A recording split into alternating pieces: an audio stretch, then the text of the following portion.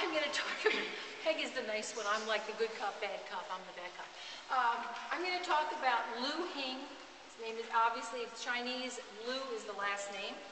He came to the United States from China about age 12. He was joining his older half-brother who had a metal shop. When he got to San Francisco, he worked in the metal shop and he learned a little bit. He learned about soldering. The next year, his brother went back to China to visit the family. The ship he was on was off the coast of Japan. When it caught on fire, ship sank, everyone died. So we have Mr. Lew is in Chinatown here in San Francisco. He doesn't have any more relatives. He has no friends except the few that knew his brother. Luckily, the Chinese were a very family-oriented community, and they had organized things called family associations.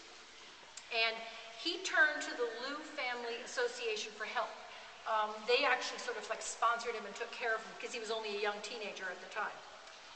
He did odd jobs, including canning. He worked for an older European woman who was doing a lot of canning of fruits and vegetables and things, and she kind of taught him about food preservation and also about food poisoning, like what not to do. At the age of 18, with a friend, he opened a cannery in San Francisco, and because he knew from his brother how to solder, and he learned from the old lady how to take care of food preservation and what to watch for food poisoning, he was actually very successful, and he developed safer ways of canning fruits and vegetables. And the business really grew. I mean, he became quite successful. He moved to Oakland in 1903. It was called the Pacific Coast Canning Company. By 1911, it was one of Oakland's largest businesses, and during peak season, they had over 1,000 employees.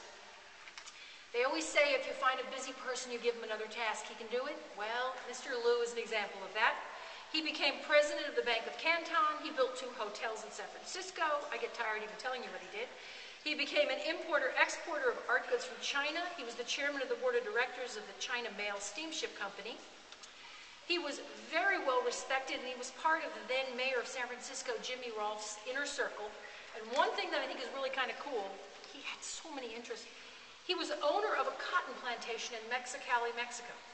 And what he did is he brought people from China, came to San Francisco, and then he had them sent down to Mexicali. And because they were Chinese, and obviously they didn't fit in Mexico, he had a little area of shops built where they could buy Chinese foods, they could get Chinese newspapers. And I think it's kind of interesting that apparently there are still remnants of this impromptu Chinatown is still down there in Mexicali. So that is Mr. Lew Hing, a gentleman who started from nothing and became quite successful.